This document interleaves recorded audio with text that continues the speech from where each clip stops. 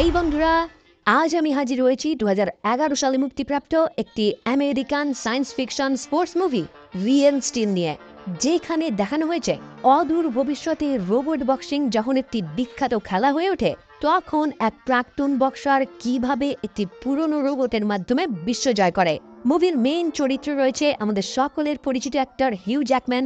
তাই প্রাথমিকভাবে আমার এই মুভিটি দেখা জ্যাকম্যানের কারণেই, কিন্তু আপনারা যারা রোবোটিক মুভি দেখতে ভালোবাসেন তাদের কাছে এই মুভিটি মোস্ট রেকমেন্ডেড।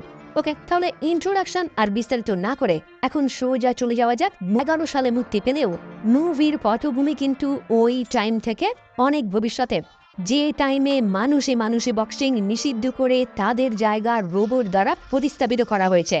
মানে মানুষের সঙ্গে মানুষের বক্সিং দেখে দর্শকরা যেভাবে আনন্দ অনুভব করত, এখন ঠিক সেই রকমই আনন্দ অনুভব করে রোবটদের বক্সিং দেখে, যদিও ওই রোবটগুলিকে কিন্তু মানুষই চালনা করে।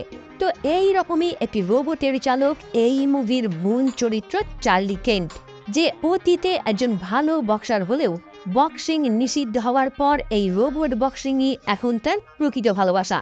তাই তার বহু দিনের ইচ্ছা এই রোবট বক্সিংয়ে সে একদিন বিশ্ব চ্যাম্পিয়ন হবে, যে আশাতেই বর্তমানে সে তার সমস্ত উপার্জন রোবট মডিফাই করতে লাগিয়ে দেয়। কিন্তু প্রতিবারই তার রোবট অপোনেন্টের কাছে কোনো না কোনোভাবে হেরে যায়। তো বর্তমান টাইমে দেখা যায় তার কাছে পর্যাপ্ত টাকা না থাকায় একটি পুরনো রোবট অ্যাম্বুশকে সঙ্গে নিয়ে সে সোজা পৌঁছে যায় একটি বুল ফাইটিং কার্নিভালে, যেখানে ওই কার্নিভালের মালিক ভিকির সঙ্গে সে চুক্তি করে সে তার রোবট নিয়ে একটি ষাঁড়ের বিরুদ্ধে লড়াই করবে। মানে চার্লি চাইছিল এই রোবটের মাধ্যমে সে যে কোনো উপায়ে টাকা উপার্জন করে সেই টাকার বিনিময়ে অ্যাডভান্স একটি রোবট কিনবে। কিন্তু দুর্ভাগ্যের বিষয়, এই কার্নিভালে ওই ষাঁড়ের সঙ্গে লড়াই করতে গিয়ে অ্যাম্বুশও পুরোপুরি ধ্বংস হয়ে যায়। ফলে ভিকির সঙ্গে আর দেখা না করে চার্লি আগে ভাগেই ওই স্থান থেকে কেটে পড়ে, কারণ চুক্তি অনুযায়ী যে এই ফাইটে হারবে সে তার অপোনেন্টকে টাকা দেবে। আর চার্লির কাছে বর্তমানে যেহেতু কোনো টাকাই নেই, তাই সে আগে ভাগেই এখান থেকে কেটে পড়ে। কিন্তু এখান থেকে চলে যাওয়ার আগে এই স্থানেই দুই ব্যক্তি চার্লির সঙ্গে দেখা করে তাকে জানায় তার প্রাক্তন ওয়াইফ ক্যারোলাইন বর্তমানে মারা গেছে। তাই পরবর্তী দিনই তাকে একবার কোর্টে উপস্থিত হতে হবে, কারণ চার্লির 11 বছরের ছেলে ম্যাক্স বর্তমানে কোথায় থাকবে এইটা জাজের সামনে চার্লিকে সিদ্ধান্ত নিতে হবে। তো কথা মতো চার্লি পরের দিনই পৌঁছে যায় কোর্টে, যেখানে আমরা দেখতে পাই ম্যাক্সের একমাত্র মাসি ডেবরা এবং তার হাজবেন্ড মার্ভিন ম্যাক্সকে দত্তক নেওয়ার জন্য কোর্টে অ্যাপিল করেছে, কারণ জন্মের পর থেকে তার বাবা মানে চার্লি তার কোনো দেখাশোনা করে না। তো এইটা দেখে চার্লিও মনে মনে একটি পরিকল্পনা করে ফেলে, আর সেই পরিকল্পনা অনুযায়ী সে মার্ভিনের সঙ্গে একটি ডিল করে, যে দিন অনুযায়ী মার্ভিন চার্লিকে $1,00,000 দেবে আর বিনিময়ে চার্লি তার ছেলে ম্যাক্সকে তাদের হাতে তুলে দেবে, যেটা বা চার্লি এবং মার্ভিন ছাড়া আর কেউ জানতে পারবে না। কিন্তু প্রবলেম হলো ডেবরা এবং মার্ভিন প্রায় 1 মাসের জন্য বিদেশ যাবে তাদের ছুটি কাটাতে, তাই এই টাইমে ম্যাক্সের দায়িত্ব চার্লিকেই নিতে হবে। তো পরবর্তীতেই দেখা যায় টাকার বিনিময়ে বিচারপতির সামনে তার ছেলের দায়িত্ব তার মাসি ডেবরার হাতেই হস্তান্তর করে, আর তারপর বাইরে বেরিয়ে নয়জি বয় নামক একটি বিখ্যাত রোবট কেনার অর্ডার দিয়ে দেয়, কারণ চুক্তি অনুযায়ী মার্ভিনের থেকে সে $1,00,000 পাবে। মানে যে টাকার বিনিময়ে সে তার ছেলেকে তার মাসির হাতে হস্তান্তর করলো, সেই টাকা সে রোবট বক্সিং এ খরচা করবে। যাই হোক, কোর্ট থেকে চার্লি সোজা উপস্থিত হয় তার বাড়িতে, যেখানে আমরা পরিচিত হই চার্লির বর্তমান গার্লফ্রেন্ড বেইলি ট্যালেটের সঙ্গে, যে চার্লিকে এই সমস্ত রোবট মডিফাই করতে সাহায্য করে। কিন্তু এই মুহূর্তে সে যখন জানতে পারে চার্লি প্রায় $45,000 বিনিময়ে একটি রোবট কিনছে, তখনই সে তাকে কথা শোনাতে শুরু করে, কারণ যেই জায়গায় তারা রয়েছে এইটা বেইলির বাবার একটি জিম সেন্টার, যেখানে থাকার জন্য চার্লির থেকে সে প্রতি মাসেই ভাড়া নেয়। কিন্তু লাস্ট কয়েক মাস সেই ভাড়ার টাকাটাও চার্লি তাকে দিতে পারেনি, তাই আবারও চার্লি নতুন রোবট কিনছে এইটা শুনেই সে তার উপর চিৎকার করতে শুরু করে। যদিও চার্লিকে সে নিমেষেই শান্ত করে বাইরে অপেক্ষারত ডেবরা এবং মার্ভিনের থেকে ম্যাক্সকে তার সঙ্গে নেয়, আর চুক্তি অনুযায়ী মার্ভিনের থেকে হাফ টাকাও নিয়ে নেয়, যে টাকার বিনিময়ে সে তার ঘরে নিয়ে আসে বিখ্যাত সেই রোবট নয়জি বয়কে। আর ওই রোবট দেখে ম্যাক্সও ক্ষণিকের মধ্যেই আনন্দিত হয়ে ওঠে, কারণ ম্যাক্সেরও ছোট থেকে রোবট বক্সিং খুবই ফেভারিট। আর এই নয়জি বয় যেহেতু ওয়ার্ল্ড রোবট বক্সিং এর একটি বিখ্যাত রোবট, তাই এই রোবটের বক্সিংও ম্যাক্স অনেকবার দেখেছে। আর এই মুহূর্তে সে যেহেতু ওই রোবটকেই সে তার সামনে দেখতে পাচ্ছে, তাই সমস্ত দুঃখ ভুলে সেও ওই রোবট নিয়েই মেতে ওঠে। যাই হোক, এরপর দেখা যায় চার্লি ওই রোবটের ইউজার ম্যানুয়াল সমস্তটা না বুঝে শুনেই সোজা উপস্থিত হয় ক্র্যাশ প্যালেসে, যেটি একটি আন্ডারওয়ার্ল্ড বক্সিং এরিনা। আর এইখানে চার্লি ওই নয়েজি বয়কে নিয়ে উপস্থিত হয়েছে বক্সিং এর মাধ্যমে টাকা উপার্জন করতে। মানে নয়েজি বয় যেহেতু একটি বিখ্যাত রোবট, তাই চার্লি ভেবে নিয়েছে এই রোবটের মাধ্যমে সে খুব সহজেই যে কোনো ম্যাচ জিতে যাবে। কিন্তু খেলার টাইমে চার্লি তার রোবটকে ঠিকমতো কন্ট্রোল না করতে পারায় মিরাজ নামক একটি রোবট নয়েজি বয়কেও ধ্বংস করে দেয়। মানে মোটা টাকা উপার্জনের আশায় সে তার এত দামি একটি রোবটও হারিয়ে ফেলে, যে কারণে তার ছেলে মানে ম্যাক্সও চার্লিকে খুব কথা শোনায়। কারণ এখানে আসার আগেই ম্যাক্স তাকে জানিয়েছিল নয়েজি বয়কে কিভাবে চালনা করতে হয় এটা সম্পূর্ণ না জেনেই তার কোনো ফাইটে যোগদান করাটা একদমই উচিত হবে না।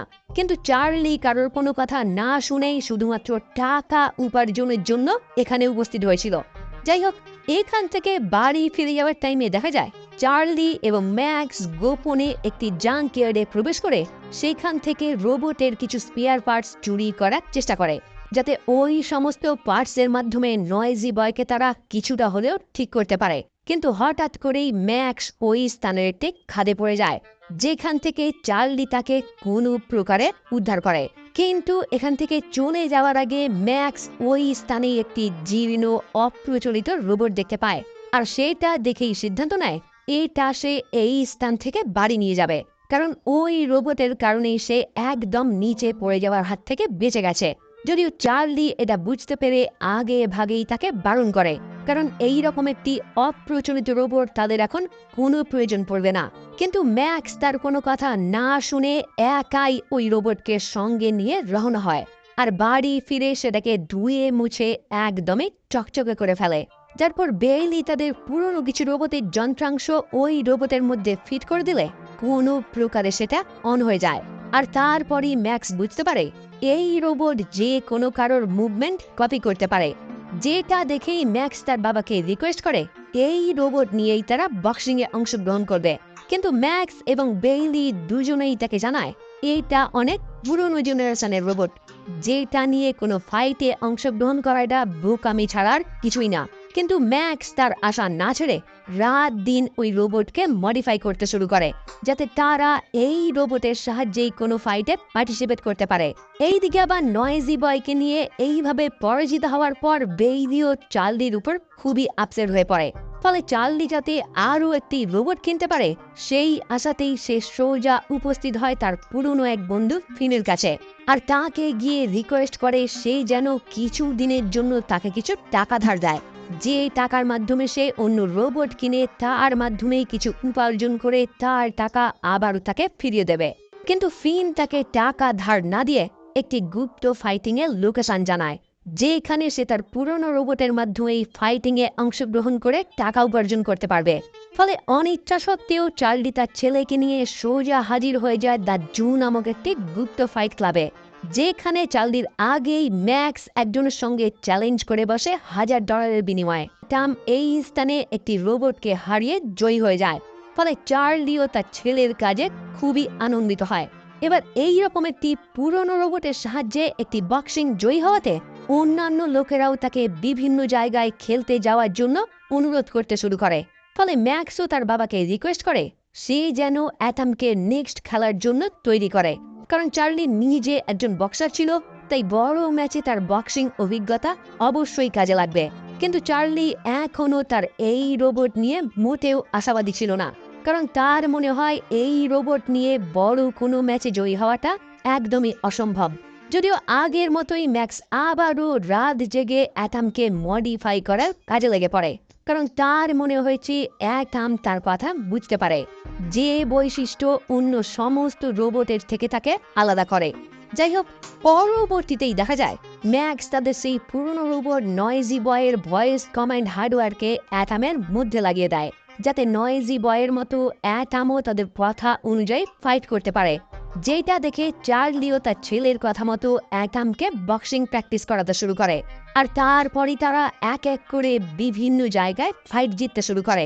ফলে অ্যাটামের নাম বক্সিং দুনিয়াতে খুবই দ্রুত গতিতে ছড়িয়ে পড়ে। আর ফাইনালি অ্যাটাম আমন্ত্রণ পায় রিয়েল স্টিল নামক লিগ ফাইটে, যে লিগে পৃথিবীর বিখ্যাত সমস্ত রোবটরা ফাইট করে। আর চার্লির অনেক দিনের স্বপ্ন এই লিগে ফাইট করা। তো পুরো প্রস্তুতি নিয়ে চার্লি এবং ম্যাক্স যখন অ্যাটামকে নিয়ে ওই ফাইট ক্লাবে উপস্থিত হয়, তখন বর্তমান সময়ে চ্যাম্পিয়ন রোবট জিউসের মালিক ফারা এবং ডিজাইনার টাক মার্সিডো চার্লি এবং ম্যাক্সের সঙ্গে একটি মিটিং করে অ্যাটামকে তাদের থেকে প্রচুর অর্থের বিনিময়ে কিনতে চায়। এইবার টাকার অঙ্ক এতটাই বেশি যে চার্লির সঙ্গে সঙ্গেই তাদের প্রস্তাবে রাজি হয়ে যায়। কিন্তু ম্যাক্স কোনো কিছুর বিনিময়ে অ্যাটামকে বিক্রি করতে রাজি না, কারণ তার মনে হয় অ্যাটাম বাকি সমস্ত রোবটদের থেকে একদমই আলাদা। ফলে ম্যাক্সের জেদের কারণেই চার্লিও অ্যাটামকে বিক্রি করতে পারে না। তো পরবর্তীতে দেখা যায় রিয়েল স্টিল লিগে অ্যাটাম তার প্রথম টুর্নামেন্টে টুইন সিটি নামক একটি ফেমাস রোবটকেও পরাজিত করে। যারপর অ্যাটামকে নিয়ে সমস্ত দর্শক যখন উচ্ছ্বসিত, ঠিক তখনই ম্যাক্স ওই সমস্ত দর্শকদের সামনে মাইক হাতে নিয়ে জিউসকে ফাইটের জন্য চ্যালেঞ্জ করে বসে। মানে একটু আগেই যে জিউসের মালিক তার রোবট কিনতে চেয়েছিল, সেই রাগেই ম্যাক্স এই কাজ করে বসে। কিন্তু এর পরবর্তীতেই দেখা যায় নির্দিষ্ট টাইম কমপ্লিট হয়ে যাওয়ায় ডেবরা এবং মার্ভিন তাদের ছুটি কাটিয়ে ফিরে আসে। ফলে চার্লি ম্যাক্সকে সঙ্গে নিয়ে তাদের কাছে হাজির হয়ে ম্যাক্সকে তাদের হাতে হস্তান্তর করে। কিন্তু এই মুহূর্তে দেখা যায় ম্যাক্স আর তাদের কাছে যেতে কিছুতেই রাজি না, যেটা দেখে চার্লি তাকে বোঝাতে শুরু করে এদের কাছে থাকলেই তার ভবিষ্যৎ সুন্দর হবে। তাই সে যেন ভালোই তাদের কাছে চলে যায়। যেটা শুনে ম্যাক্সও কিছুটা বিষণ্ণ হয়ে সেখান থেকে চলে যায়। কিন্তু যাওয়ার আগে চার্লিকে সে বলে যায়, আমি চেয়েছিলাম অন্তত আমরা একসঙ্গে মিলে রোবট বক্সিং এর চ্যাম্পিয়নশিপ জয়লাভ করব, যেটা তোমার বহুদিনের স্বপ্ন। কিন্তু কিছু টাকার বিনিময়ে তুমি আমাকে বিক্রি করে দিলে। মানে ম্যাক্স আগে ভাগেই বুঝে গিয়েছিল চার্লি কিছু টাকার কারণেই ম্যাক্সকে তাদের হাতে তুলে দিয়েছে। যাই হোক, এই টাইমে দেখা যায় মার্ভিন যখন তার কথা অনুযায়ী বাকি হাফ টাকা চার্লিকে দিতে যায়, চার্লি তখন সেটা না নিয়েই সেখান থেকে চলে যায়। মানে ম্যাক্সের ছেড়ে যাওয়াটা এখন তার কাছে যথেষ্ট খারাপ লাগছে। যাই হোক, মন খারাপ করে চার্লি তার বাড়ি ফিরে গেলে বেইলি তাকে বুঝিয়ে সুঝিয়ে রাজি করে সে যেন ম্যাক্সকে পুনরায় ফিরিয়ে আনে, কারণ ম্যাক্সকে ছাড়া চার্লি আর কিছুতেই থাকতে পারবে না। আর তাছাড়াও ম্যাক্সের ওই চ্যালেঞ্জ বর্তমানে ফারা অ্যাকসেপ্ট করেছে। তাই আর কিছুদিনের মধ্যেই রিয়েল স্টিল চ্যাম্পিয়নশিপ অনুষ্ঠিত হবে, যেখানে জিউসের বিরুদ্ধে ফাইট করবে অ্যাটাম। ফলে চার্লিও তার গার্লফ্রেন্ডের কথা মতো সোজা উপস্থিত হয়ে যায় দেবদার বাড়িতে। আর তারপর তাকে রিকোয়েস্ট করে কোনো প্রকারে রাজি করিয়ে নেয় ম্যাক্সকে অন্তত আর একটা ফাইট তার সঙ্গে থাকতে দেয়া হোক। ফলে পরবর্তীতেই বাবা ও ছেলে দুজন মিলেই হাজির হয়ে যায় রিয়েল স্টিলের চ্যাম্পিয়নশিপে, যেখানে জিউসের মুখোমুখি হয় অ্যাটাম। তো প্রথম রাউন্ডেই দেখা যায় চ্যাম্পিয়ন জিউস এক ঘুষিতেই অ্যাটামকে কুপকাত করে দেয়। কিন্তু দর্শকদের অবাক করে দিয়ে অ্যাটাম ক্ষণিকের মধ্যেই আবারও উঠে দাঁড়ায়। যারপর দ্বিতীয়, তৃতীয় এবং চতুর্থ রাউন্ডেও অ্যাটাম টিকে থাকলেও জিউসের আক্রমণে তার ভয়েস প্রতিক্রিয়া সিস্টেমগুলি খারাপ হয়ে যায়। মানে এতক্ষণ যে চার্লি কথা বলে অ্যাটামকে ফাইট করাচ্ছিল, এইটা আর বর্তমানে সম্ভব না। যেটা দেখে ম্যাক্স তার বাবাকে রিকোয়েস্ট করে সে যেন শ্যাডো ফাইটিং এর মাধ্যমে আর দুটো রাউন্ড কোনো প্রকারে জিউসের সঙ্গে টক্কর দেয়। মানে আগে ভাগেই আমি আপনাদের জানিয়ে রেখেছি এই রোবট যে কোনো কারোর মুভমেন্ট কপি করতে পারে। আর সেই সুবিধা কাজে লাগিয়েই চার্লি তার মুভমেন্টের মাধ্যমে অ্যাটামকে মুভ করিয়ে জিউসের সঙ্গে ফাইট করতে শুরু করে এবং দুটো রাউন্ডেই সে জিউসকে জোরদার টক্কর দেয়। ফলে লাস্ট পর্যন্ত বেগতিক দেখে জিউসের ডিজাইনার টাক মার্সিডো নিজে হস্তক্ষেপ করে জিউসকে ম্যানুয়ালি নিয়ন্ত্রণ করতে শুরু করে।